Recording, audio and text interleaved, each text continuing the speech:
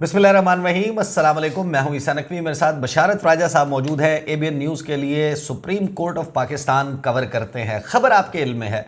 खबर यह है कि जो 6 जजेस ने ख़त लिखा था सुप्रीम जुडिशल काउंसिल को, जिसमें उन्होंने बहुत इल्ज़ामात लगाए थे, ये बताया था कि वो किस सूरत हाल से दो चार हैं, सियासी नौयत के जितने भी मुकदमात उनके पास आ रहे हैं, उन मुकदमात के नताइज को, केसेस के फैसले को तब्दील करने के लिए, इंजीनियर करने के लिए दबाव डाला जा रहा है, धमकियां हैं और एक लिस्ट ऑफ एलिगेशंस थी जो उस खत में मौजूद थी। और सुप्रीम जुडिशल काउंसिल को ये खत भेजा गया और उनसे ये राय मांगी गई कि ऐसे में हमारी गाइडेंस करें, रहनुमाई करें कि हम क्या करें। और वो जजेस जिनके इल्म में ये बात आती है कि उनके कॉलीग्स इस सूरत हाल से गुजर रहे हैं, उनको क्या करना चाहिए। इसके ऊपर खबर तो आपको मालूम है ऑलरेडी कि हुआ क्या, किस तरीके से फुल कोर्ट बैठा, काजी फायजी साहब ने मुलाकात की वज़ीर आज़म पाकिस्तान के साथ। उसके बाद ये खबर आई, एक प्रेस रिलीज़ आई जिसमें ये कह दिया गया कि एक कमीशन जो है वो बनाने पर इत्तफाक हो गया, कमीशन बनेगा। और फिर वफाकी काबीना ने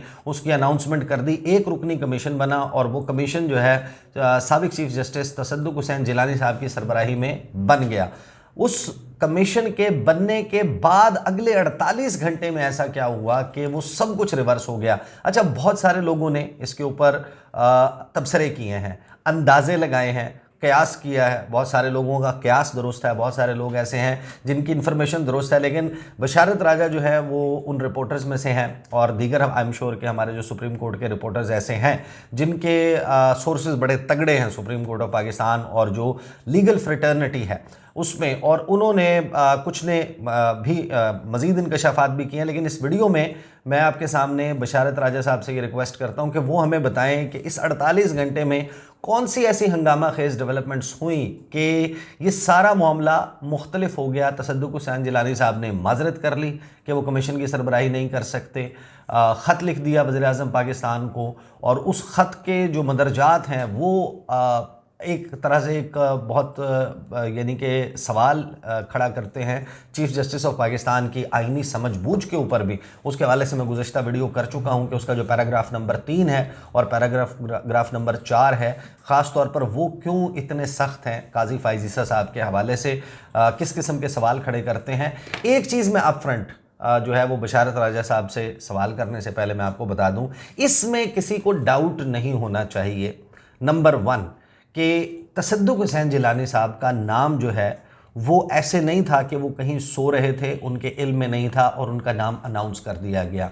उनका पहले कंसेंट लिया गया था, उनसे ये उनको इंटीमेट किया गया था कि इस मामले के ऊपर हम कमीशन बना रहे हैं और आपको सरबराही दे रहे हैं। उन्होंने उसको कबूल किया था जब ही उनका नाम जो है वो वफाकी काबीना की तरफ से वो फैसले के बाद अनाउंस कर दिया गया, कमीशन नोटिफाई कर दिया गया।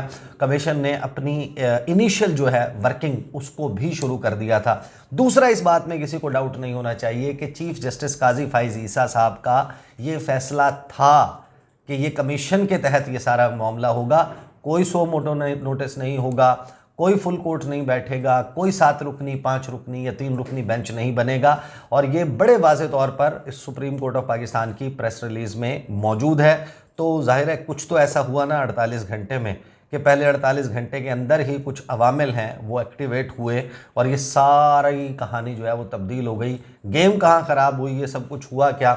बशारत राजा साहब कोई 5-6 मोटे मोटे रीज़न्स हमें बताएं कि काजी साहब की बज़ाहिर ज़ाहिर है कि एक अदालत, उमर अता बंदयाल साहब का एक वक्त आया था जिस वक्त हमने देखा कि जो अदालत है उस पर उनकी गिरफ्त ढीली पड़ गई थी, सुप्रीम कोर्ट डिवाइडेड थी और ज़बान ज़द आम था हम ख्याल बेंच और दूसरा हम ख्याल काजी फायजी साहब की सरबराही में। तो ये जो अदलिया का सबसे बड़ा उहदा है, जो फेस ऑफ पाकिस्तान जुडिशरी है काजी फायजी साहब, उन्होंने तो गालिबन ये डिसाइड कर लिया था कि ये मामला हुकूमत इन्वेस्टिगेट करेगी, इस पे जो करना है हुकूमत करेगी, 6 जज जाने, हुकूमत जाने। तो ये उन्होंने सेकंड थॉट्स कैसे आए, ये सब तब्दील कैसे हुआ?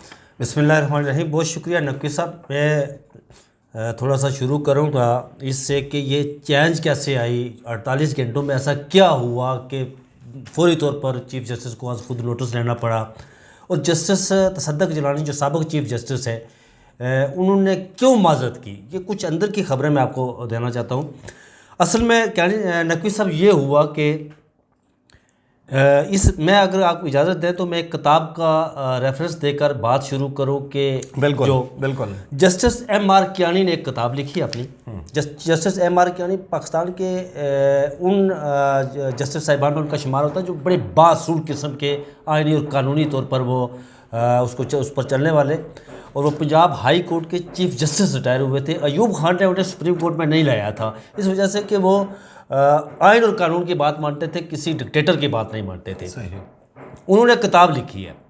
उस किताब में उन्होंने सर अब्दुल रशीद पाकिस्तान की फेडरल कोर्ट, उस वक्त की फेडरल कोर्ट को आज सुप्रीम कोर्ट कहा जाता है। अच्छा, उस वक्त जिसको फेडरल कोर्ट कहा जाता था, यानी पाकिस्तान की पहली सबसे बड़ी अदालत, पाकिस्तान की सबसे जो पहली सबसे बड़ी अदालत जब पाकिस्तान मर्ज वजूद में आया तो उसके बाद जो फेडरल कोर्ट बनाएगी, उसके चीफ जस्टिस थे सर अब्दुल रशीद। उन्हें सर का खिताब अंग्रेज़ ने दिया था। सही। मामला कुछ यूँ था नकवी साहब के लियाकत अली खान ने ख्वाहिश का इजहार किया। यहाँ तो चीफ जस्टिस ने ख्वाहिश का इजहार किया ना कि मैं शहबाज शरीफ साहब से मिलना चाहता हूँ। वहाँ टेक्निकली अक्यूज्ड जी इस मामले में, वहाँ लियाकत अली खान ने ख्वाहिश का इजहार किया कि मैं chief justice of Pakistan sir Abdul Rashid से मुलाकात करना चाहता हूँ। जब ये बात उन तक पहुँची तो बड़े बासूल किस्म के वो चीफ जस्टिस थे, बहुत ज़बरदस्त किस्म के।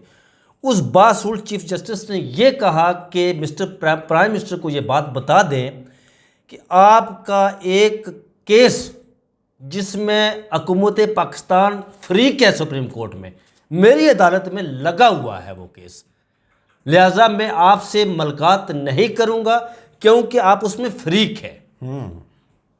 तो यहाँ पर एग्जेक्टिव साइड को बुलाकर बल्कि इल्तिजा की जाती है। 6 जजेस ने खत ये लिखा कि एग्जीक्यूटिव जो है उसके मेंबर्स और उसमें शामिल हैं इंटेलिजेंस ऑपरेटर्स, बिल्कुल ऐसा ही है, वो हमें हमारे मुकदमात के और हमारे काम में मदाखलत कर रहे हैं।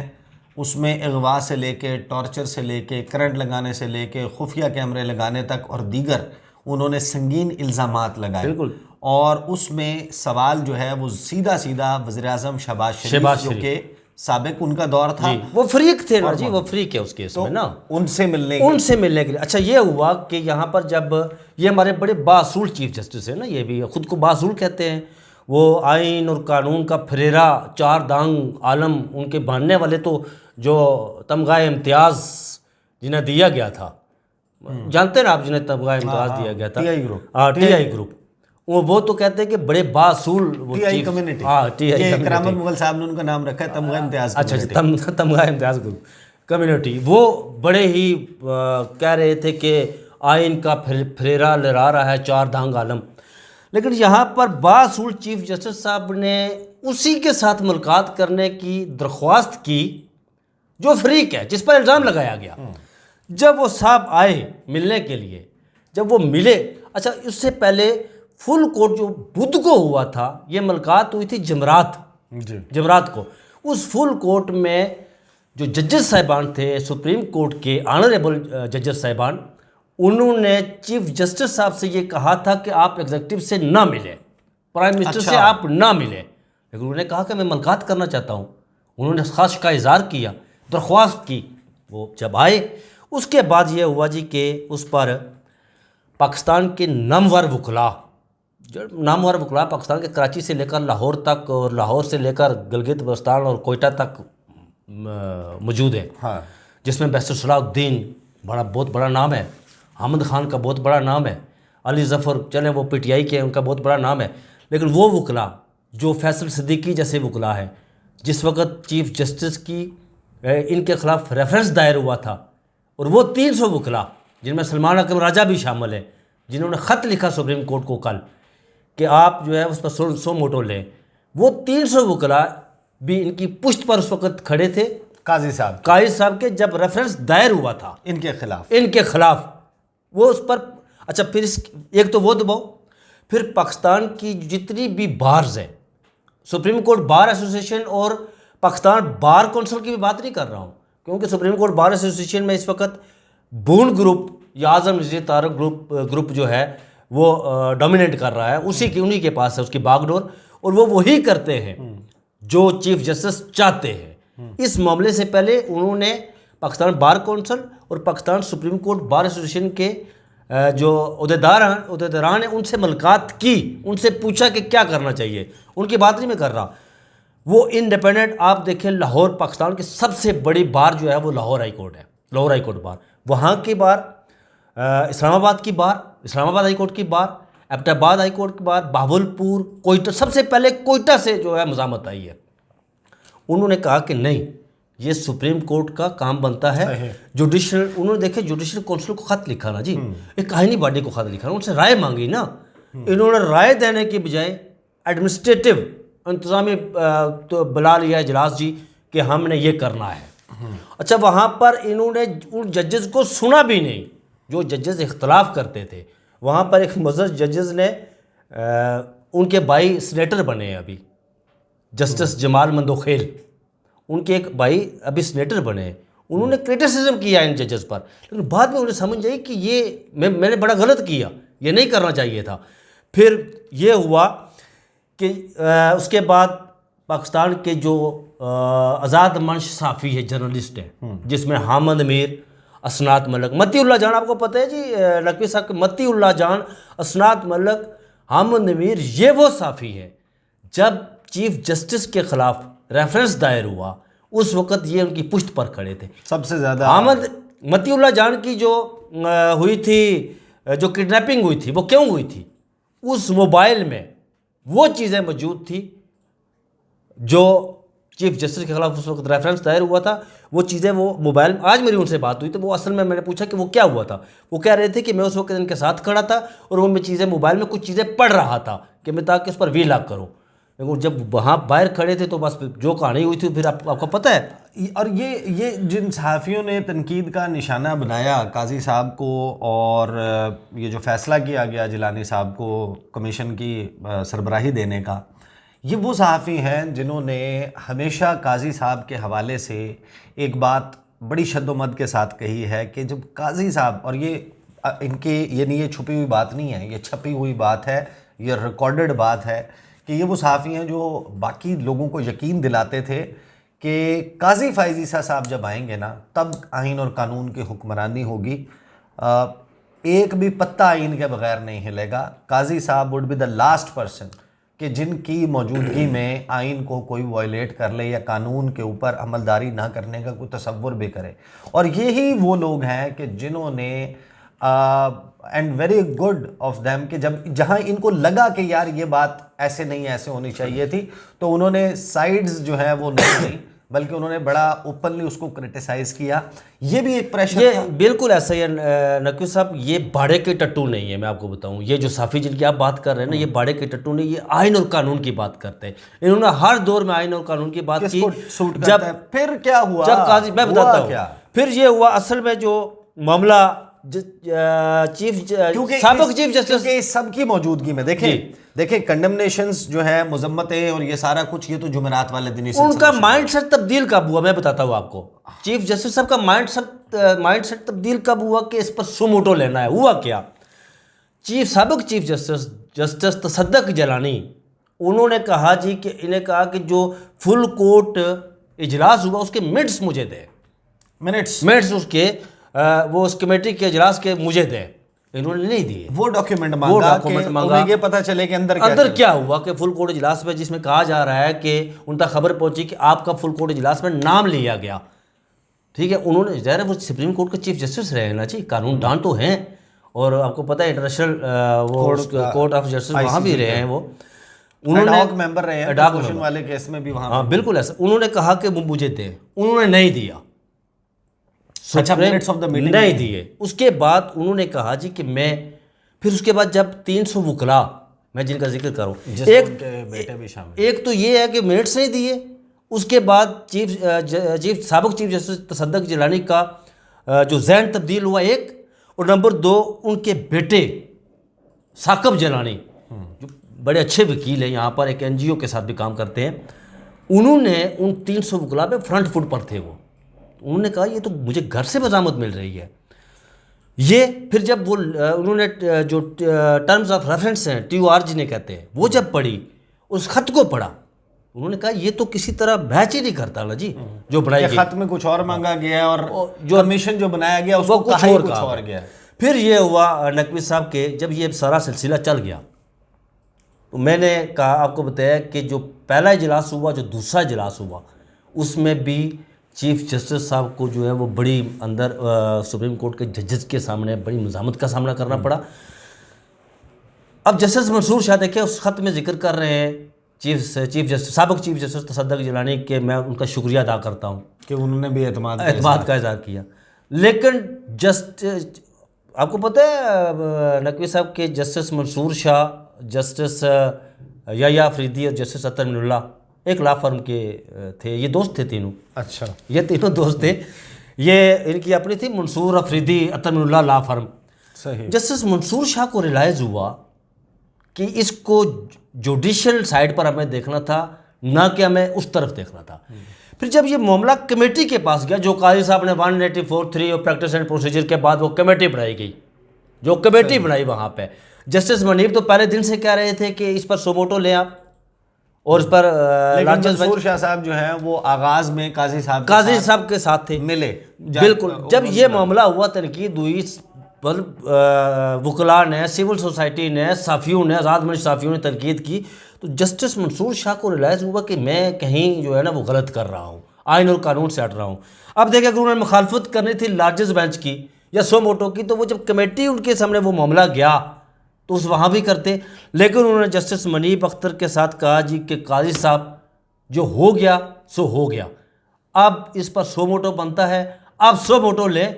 और ये मामला खुद काजी साहब ने उठाया, सही। उस कमेटी के सामने ये मामला खुद काजी साहब ने उठाया कि ये जो इस्लामाबाद हाई कोर्ट के 6 जजेस का मामला है, हमने वो बना दी है, इंक्वायरी कमीशन गवर्नमेंट ने बना दी है, लेकिन इस पर हमें हम पर आइनी और कानूनी तौर पर बड़ी तनकीद हो रही है। काजी साहब को ये रियलाइज़ हुआ, उन्होंने ये मामला जब उठाया तो उन्होंने कहा जी कि आप, जस्टिस मंसूर शाह ने कहा कि आप सोमोटो लें। सुप्रीम कोर्ट के अंदर justice Munib Akhtar, justice Jamal Mandokhel, justice Ayesha Malik, justice Shahid Waheed और उनके साथ जस्टिस याह्या अफरीदी, ये और जस्टिस अतर मिनुल्लाह फ्रंट पर चले गए। सही। जस्टिस अतर मिनुल्लाह फ्रंट पर चले गए। उन्होंने कहा कि ये, मैंने बताया कि उनके वो जस्टिस मोहसिन अख्तर कियानी के हवाले से कि वो अप्रोच किया गया, तो उन्होंने वो जस्टिस अतर मिनुल्लाह समझते थे चीज़ को कि क्या होने वाला है। और आज मेरे ज़राए ये कहते हैं कि जस्टिस तसद्दुक़ जिलानी, साबिक़ चीफ जस्टिस तसद्दुक़ जिलानी ने भी ये कहा, मतलब उनके ख़त में इसका जिक्र नहीं है, लेकिन उन्होंने कहा कि मेरे ज़राए ये कहते हैं कि मैंने उनके बेटे को कॉल की, पूछा, उन्होंने कहा कि इससे पहले जस्टिस अतर मिनुल्लाह समझते थे कि किस तरह अप्रोच किया जाता था, उन्होंने शट अप कॉल भी दी थी। अच्छा, ये मामला था सारा, जिसकी वजह से उनका। तो मुझे ये बताएं कि अब एक बेंच बन गया, 7 रुकनी बेंच है। एक तो वैसे ये जो मैं सवाल रखने लगा हूँ ये एक सेपरेट वीडियो का मुतकाजी है, ब्रीफली टच अपॉन कर दें इसके ऊपर, बाद में अलहदा से बात करेंगे कि बदियाल साहब के वक्त में जब बेंच बनता था तो बहुत सारे लोग कहते थे कि हमें पता है कि अब फैसला क्या आएगा, 3-2 आएगा, 4-1 आएगा, हम ख्याल बेंच से कहा या इतना आएगा। एक तो ये 7 रुकनी बेंच बन गया। चलिए इस सवाल को तो हम अलहदा रख देते हैं कि इस 7 रुकनी बेंच को देख के क्या लगता है कि क्या होगा। असल बात तो ये बताएं कि ये जो 7 जजेस हैं जिनके नाम आए हैं, कि ये जज हैं मुसरत हिलाली साहिबा हैं, अतर मिनुल्लाह साहब हैं, मंसूर अली शाह साहब हैं, अख्तर अफगान साहब जो हैं वो है, और उसके अलावा जो है याह्या अफरीदी हैं और ख़ुद चीफ जस्टिस ऑफ पाकिस्तान हैं, और मनीब अख्तर साहब, ये लोग हैं जो उस बेंच में होंगे। इस बेंच को इसी सूरत में बरकरार रखा जा सकेगा जबकि 2 इसमें से जजेस, खुद चीफ जस्टिस और मंसूर अली शाह, ये एग्जीक्यूटिव के साथ मुलाकात कर चुके हैं, जो आप पॉइंट आउट किया आपने। तो क्या एतराज़ उठने का इम्कान है, और क्या एतराज़ उठता है तो ये रिक्यूज़ कर देंगे या फिर भी बेंच का हिस्सा रहेंगे? नहीं नकवी साहब, मेरी जो खबर है मैं आपको बताऊं कि एक तो इस्लामाबाद हाई कोर्ट के जो 6 जजेस हैं उनकी तरफ से बड़े ही प्रोमिनेंट किस्म के वकला का नाम आज सामने आ रहा है जो केस लड़ेंगे। उनमें जस्टिस मखदूम अली खान का भी नाम आ रहा है, जस्टिस सलमान कुमार राजा का भी नाम आ रहा है, सॉरी बेस्टर और इसका गोर अली बेस्टर गोर साहब का भी नाम आ रहा है उसमें। उसके साथ एक दो और वकला भी है जो वो बेस्टर सलाउद्दीन का भी नाम आ रहा है, मींस के चेयरमैन वो उनका भी नाम आ रहा है कि ये केस लड़ेंगे उनका। और ये केस वकील कोई भी लड़ सकता है। आपको पता है कि जस्टिस बाबर सत्तार ने केस लड़ा था चीफ जस्टिस काजी फाइज ईसा का, उस वक्त ये वकील थे। केस तो कोई वकील का काम था केस लड़ना। नहीं तो सलमान अकरम राजा जो है वो मियां साहब का केस लड़ा था। ख्वाजा हारिस जो है वो इन दोनों के केसेस लड़ चुके हैं। एतजाज एहसन हर एक के मुकदमात लड़ चुके हैं। बिल्कुल ऐसा। बाबर अवान जो है वो लड़ते हैं। बिल्कुल। और जो आपने सवाल उठाया कि क्या इन पर इतराज़, बिल्कुल मेरी खबर वो ये है कि जो 300 वकला का एक ग्रुप है ना, उनकी तरफ से जो पटिशन दायर होगी। अच्छा, वो पिटीशन मैंने वो पिटीशन, ये वकला भी इसमें फरीक बनेंगे। उनकी तरफ से जो पिटीशन दायर होगी उसमें चीफ जस्टिस और जस्टिस मंसूर शाह इन पर इतराज़ उठेगा कि आप बेंच से अलहदा हो जाए। अच्छा। और फिर ये होगा कि चीफ जस्टिस माजी में भी इस तरह बेंच से अलहदा होते रहे, चीफ जस्टिस बेंच से अलहदा हो सकते हैं। अच्छा, ये पॉसिबिलिटी है। पॉसिबिलिटी। और जस्टिस मंसूर शाह भी अलहदा हो सकते हैं। फिर नए बेंच की तश्कील होगी जिसमें justice Munib Akhtar, justice Ayesha Malik, justice Muhammad Ali Mazhar, justice Irfan Saadat, इनमें से 2 3 4 लोग और उसकी तश्कील में आ सकते हैं। लेकिन जो काजी फाइज ईसा साहब इससे पहले कितनी मुतअद्दिद मरतबा जो ये वैसे इसी से रेलिवेंसी है, ये कोई अलहदा सा नहीं है। उनका जो पैमाना है इंसाफ का, जो मियार उन्होंने सेट किया हुआ है, वो अपने लिए कुछ और है, दूसरों के लिए कुछ और है। ये एक बड़ा मसला है उनके। वो यहाँ पर मुझे अब्दुल्ला हुसैन का एक नावल है उदास नस्ल, उसका एक कोल याद आ रहा है कि तजादात का बोझ उठाए इंसान ज़्यादा देर चल नहीं सकता। ये उनके बीच में ये उनके साथ प्रॉब्लम है, मसला है। अगर ये ना होता तो जिस दिन फुल कोर्ट इजलास हुआ था, उस दिन जजेस ने, अक्सरियत मेजॉरिटी जजेस की 100 वोटों का कह रही थी, काजी साहब बाजिद थे। और जो कमेटी बनाई गई थी, आपने कहा यहाँ पर नकवी साहब, मैं आपको बताऊँ कि ये जो 3 रुकनी कमेटी थी ना, ये भी एक नाम नहाद कमेटी बनाई गई है कि मैं अपने इख्तियारात निचली सतह पर तकसीम करता हूँ। ऐसा नहीं, प्रैक्टिस एंड प्रोसीजर है नहीं ऐसा। वो अपनी ही चलाते हैं वहाँ पर भी, वो अपने ही करते हैं वहाँ पर भी। तो लेकिन इस दफ़ा बहरहाल एक बात तो तय है कि ये डिसीजन नहीं था जी, मजबूरन लेना पड़ा। बिल्कुल ऐसा मजबूरन हुआ है। ये उनकी मोहब्बत में नहीं लिया गया सर। ये है, हाँ, ये है कुछ अवामिल और कुछ इंकशाफात, कुछ दावे जो बशारत राजा साहब ने की है कि ये है। और मैं हतमी तौर पर, या बशारत राजा साहब भी हतमी तौर पर ये नहीं कह सकते कि यही है वजूहात। मज़ीद भी होंगी, इसके अलावा भी होंगी, कुछ लोगों ने और ने पॉइंट आउट भी की होंगी कुछ आने वाले वक्तों में। और फिर आपको पता है कि कुछ चीज़ें ऐसी होती हैं जो पाकिस्तान में ख़ास तौर पे हमने देखा है कि जब वक्त गुजर जाता है, वो जो इस वक्त पुलों के नीचे पानी है वो बहकर बहिरे अरब में गर्क होकर, भाप बनकर, उड़कर दोबारा आके हमारे ग्लेशियर्स के ऊपर बरसात करके जम चुका होता है ना, यानी कि सारा कुछ तब्दील हो जाता है। फिर किसी को याद आता है मैं एक किताब लिखूं, और वो उस किताब में बताता है कि ये भी हुआ था, ये भी हुआ था, ये भी हुआ था, या कोई इंटरव्यू दे देता है। आजकल ज़माना ये है, तो कुछ चीज़ें तो जाहिर है कि आने वाले वक्त में सामने आएंगी। अलबत्ता ये बात तो एक बिल्कुल इसके लिए कोई रॉकेट साइंस नहीं चाहिए, कमीशन ही बनाना था, तैयारी यही थी, फ़ैसला यही था।